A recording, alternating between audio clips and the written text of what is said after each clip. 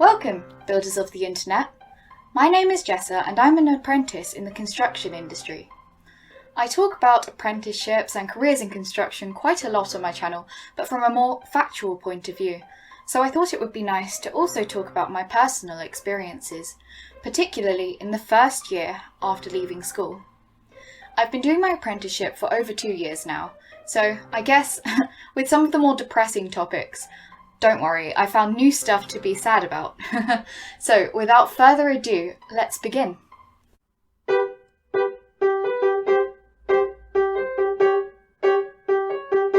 Is building on my mind. Results day.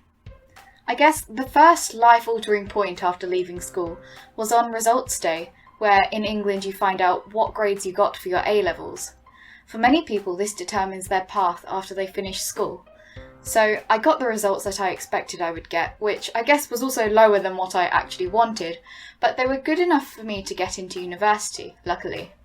The thing is, throughout summer when I was thinking about, say, what I wanted for myself in life after school, I didn't really see university in that vision, and to be honest, I only wanted to go to uni for the social life and really didn't feel that was worth tens of thousands of pounds of debt. So after results day, I decided to apply for apprenticeships, but was mainly thinking of part-time jobs and other stuff to do to facilitate a gap year. Starting work. I was very fortunate because I got offered interviews for some apprenticeships, and within a few weeks after results day, I was actually offered a position at my current company.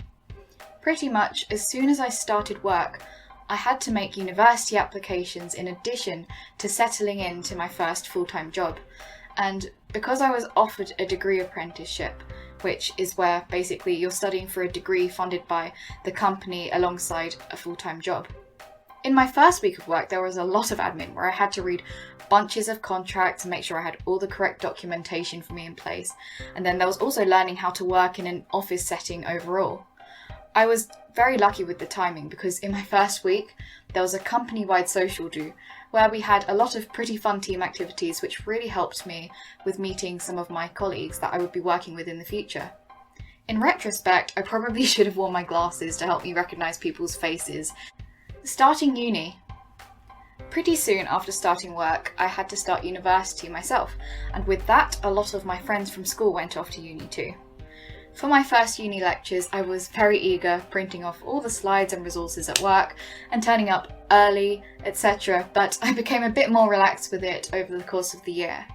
I think for a lot of universities, the grades you get in the first year don't really count towards anything, but trying hard and getting good grades from the get-go does help with establishing patterns so that you don't fall out of the rhythm of doing things when it matters later. Making friends.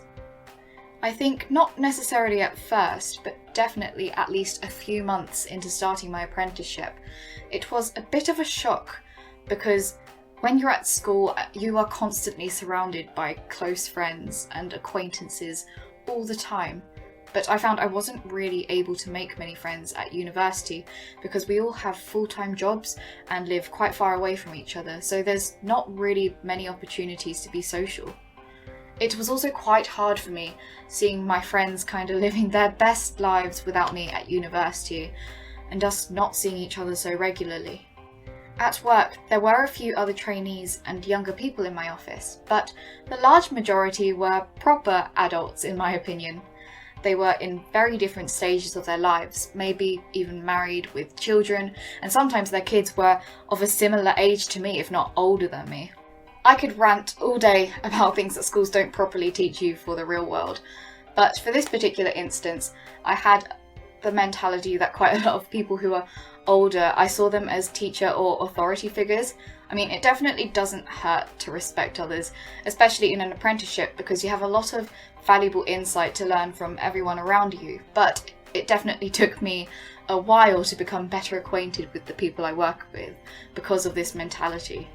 To be honest, I still haven't quite hacked making friends in the real world too much, and the pandemic certainly hasn't helped with me being completely rubbish at sending messages to people. But I like to think that I'm getting better and that I am adjusting to having fewer, better quality friends, rather than having loads and loads of acquaintances that I'm not really close to, which is what was like for me at school. Hobbies. Throughout my life, I've loved taking part in as many extracurricular activities as possible and having part-time jobs, etc. on the side. I also find that keeping myself busy is usually a great way to distract me for a while, especially if things are getting, say, sad or stressful. So I decided to join a couple of orchestras, started a job as a waitress, and got more into dressmaking and sewing in my free time. The orchestras were great because it gave me a chance to meet people with similar passions to myself. And I was also just really enjoying being in a group ensemble. It was also fun waitressing as well, because I got to have some social experiences because of that too. And I'm definitely glad I kept up with my hobbies and stuff to do on the side. It helps me give more variation in my life and a chance to be creative, which is a big difference to the more analytical thinking that I have to do in work. Moving out. A few months after starting work, I decided I wanted to move out to help me gain some more independence and freedom, and to make travelling to work a lot easier. I chose to rent a room in a house owned by some family, which was okay, and I can't really complain too much. One thing, I did have to tiptoe quite a lot around their rules and timings for cooking food, etc., and I pretty much just stuck to my room and kept out of their way. They were quite particular about which friends I could have in the house, so I didn't really bother with all the hassle and then just went out instead.